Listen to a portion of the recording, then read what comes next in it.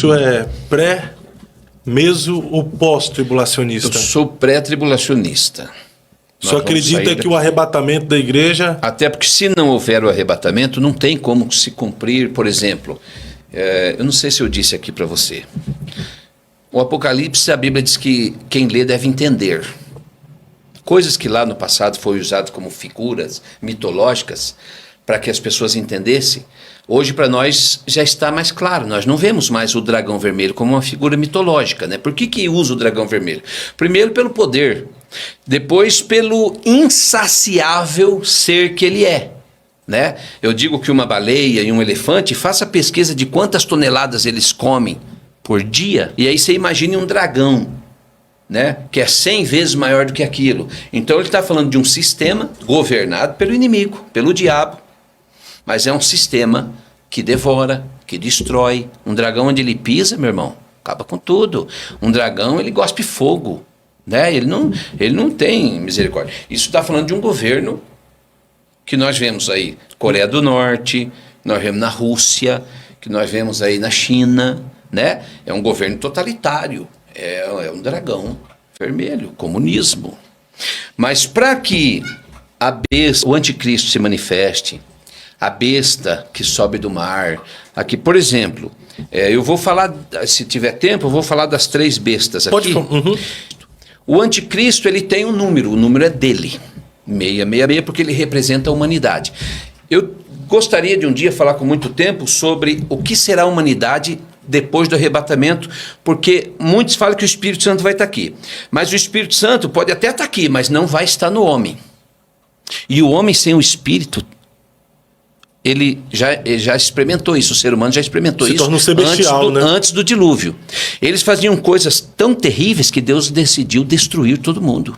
Só poupou Noé, sua família, Enoque, que ele levou arrebatado para não ver a morte. Mas ele destruiu todo mundo, porque um homem sem o Espírito, Deus falou assim, retira o Espírito desse também, porque também são carne. Que eram os filhos lá que nasceram lá antes do pecado, e misturava com os filhos que nasceram. Então era tudo carne, retira deles também. O homem sem o Espírito virou besta. Creio que Paulo disse, Deus os abandonou às paixões infames. Pior. Então você veja, um homem sem o Espírito, hoje, que o Espírito está na terra, mas não está nele. Já pensou um pedófilo? Com um bebezinho de 6 meses, 2 meses de vida. Um pedófilo, um pai abusando de sua própria filha, um avô abusando de sua própria neta, ou do seu neto, ou do seu filho. O homem sem o Espírito é terrível. Mata, esquadreja, corta, tortura.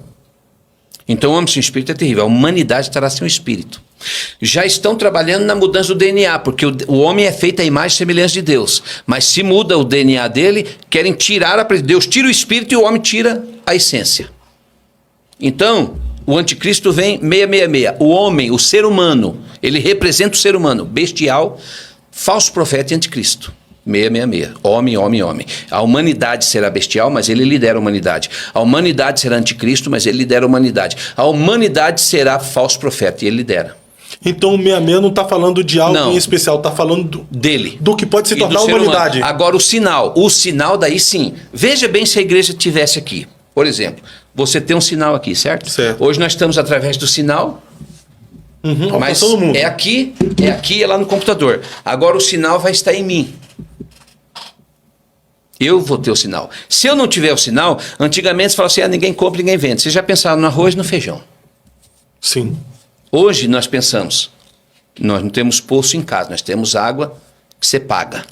Nós temos luz que você paga, internet que você paga, gasolina que você paga, IPTU que você paga, dízimo que você paga. A igreja tem os compromissos. Se ela não tiver o sinal do anticristo, ela não pode fazer nada disso.